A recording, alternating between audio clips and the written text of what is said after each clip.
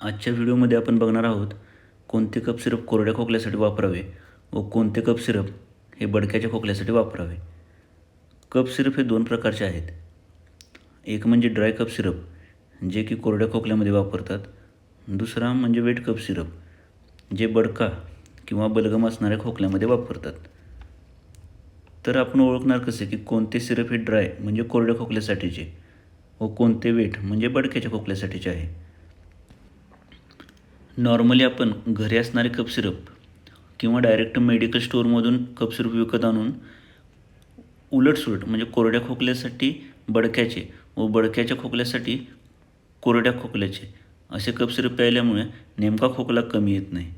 त्यामुळे ॲटलिस्ट आपणाला इतकं माहिती पाहिजे की कोणते कंटेंट म्हणजे कोणते घटक असणारे सिरप हे कोरड्या खोकल्यासाठीचे आहे व कोणते कंटेंट असणारे सिरप हे बडक्याच्या खोकल्यासाठीचे आहे. जर कोणाला ड्राय कफ, रनिंग नोज व कंजेशन म्हणजे कोरडा खोकला, वाहती सर्दी व नाक बंद आहे अशी लक्षणं असतील तर कोणते सिरप घ्यावे? ज्यामध्ये डेक्स्ट्रोमिथेर्फेन, क्लोरफेनर्माइन व फिनाइलेफ्रिन असे कंटेंट आहेत.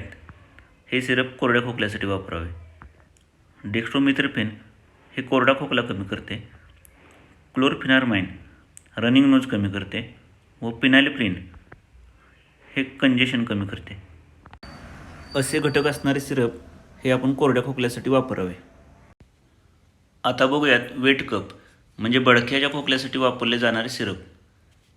इथे दिलेले इन्ग्रेडियंट असणारे सिरप हे बडक्याच्या खोकल्यासाठी वापरले जाते.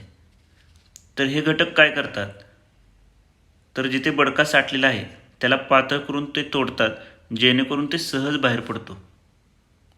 पण कधीकधी काय होते की हा बडका छातीमध्ये जमा होतो, तो सहज तुटत नाही. तर तेव्हा काय करतात तर हे इन्ग्रेडियंट आहेत यांच्यासोबत काही ब्रॉन्कोडायलेटरचा वापर केला जातो.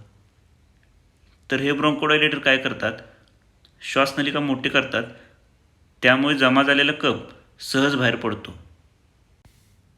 या ब्रॉन्कोडायलेटरमुळे कधीकधी अंग थरथरणे किंवा हृदयाचे ठोके वाढणे अशी काही लक्षणे जाणवतात. अशा वेळी घाबरायचे नाही. थोडीशी रेस्ट घेतल्यानंतर ते कमी होऊन जातात. यासाठी कफ सिरप किंवा कोणतीही ट्रीटमेंट ही आपण आपल्या फॅमिली डॉक्टरांच्या सल्ल्यानेच घ्यावी.